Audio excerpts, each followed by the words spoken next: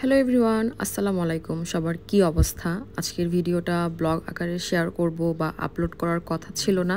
ফোনে টুকটাক ক্লিপ নেওয়া ছিল, ভাবলাম এডিট অর শেয়ার করে ফেলি। ওকে, সবাইকে জানাই বাসি ঈদ মোবারক। ঈদের সকাল শুরুই করেছি গ্যাস্ট্রিকের ট্যাবলেট দিয়ে। আজ অনেক আবোল তাবোল খাওয়া হবে। আর রিসেন্টলি আমার অপারেশন হয়েছে, তাই কোনো চান্স নাই। মেয়ে আমার ঘুমাইতেছে, মাশাল্লাহ। চলে গেলাম একটু বাসার আঙিনায় ঢু দিতে, প্রকৃতি দেখতে। প্রকৃতি দেখার আগে ফেস দেখছিলাম। র্যাশ আর স্পেশাল ডেতে আমার এমন হয়, এটা নতুন না।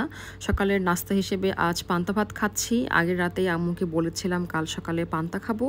আমাদের খাওয়ার আগেই মামাতো ভাইরা আসছিল তাদের ঈদের নামাজ শেষে দেখা করতে। সেগুলো ক্লিপ নাই। ঈদের দিন কার বাসায় সেমাই হয় না, একটু মিষ্টিমুখ করলাম।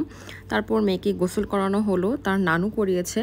তার হাতে পায়ে নেল পেন পরালাম, মুখে সেমাই আর ধৈর্য নিয়ে শুকাইতেছে। ঢং সাজগোজ সব ঠিকঠাক, কিন্তু খাইতে দিলেই সে নারাজ। নাও ঈদের হ্যাপিস্ট মোমেন্ট, ঈদ সালামি। সালামি কি জিনিস এখনও বোঝে নাই, তবুও সালামি নিয়ে খুব খুশি। তার সাথে আমাকেও দিয়েছে। অ্যাকচুয়ালি এই ঈদে আম্মু রায়াকে অ্যান্ড আমাকে কোনো ড্রেস দেয়নি, এই জন্য এত বড় সালামি, নয়তো এত বড় দেয় না। তারপরে অনেকক্ষণ পরে রায়াকে সাজালাম। আসলে এখন তাদেরই ঈদ। মাশাল্লাহ, পিঙ্ক পরে এত কিউট লাগছিল, তার উপর তার ফেভারিট কালারও পিঙ্ক পরে সে মহা খুশি। একটু ঢং করে ছবি না তুললে কি হয়। দুপুরে লাঞ্চ করলাম, বিকেলে একটু রেডি হলাম। ঘুরতে যাওয়ার কোনো প্ল্যান নাই, এমনি রেডি হচ্ছি। যে পরিমাণ গরম, কটন ড্রেস সিলেক্ট করেছিলাম, ড্রেস ফ্রম ইয়েলো। আমি আইলাইনার খুব সহজে পরি না, আজকে কেন জানি পরেছি, আই ডোন্ট নো ওয়াই। ভাগ্নিরে দিয়ে কিছু পিক্স নিয়ে আবার বাসায় এসে রেস্ট নিয়ে চটপটি খেলাম। আম্মু রান্না করেছিল। খেয়ে দিয়ে সন্ধ্যার পরে মামির বাসায় গেলাম। তারাও একদিকে ঈদ আনন্দ করছে লুডো খেলা দিয়ে, তাও আবার টাকা দিয়ে। এখানে চা খেয়ে চলে গেলাম আরও একটা মামির বাসায়। বাসা ভর্তি মানুষ, এখানে রাতের দাওয়াত ছিল। এখান থেকে রাত মেবি 11টায় বাসায় গেছি। এই ছিল আমার ঈদ ডে। খুবই সিম্পল, কিন্তু খুব শান্তির সহিত কাটাইছি। ঈদের সেকেন্ড ডে ঘুমায় পার করছি, অ্যান্ড থার্ড ডেও ঘুম থেকে উঠে বিকেলে একটা গেট রেডি শ্যুট করছি ফর নববর্ষ। সেটা অলরেডি পোস্ট করেছি। শ্যুট শেষে ফ্রেশ হবো, আম্মু বললো চল ঘুরে আসি।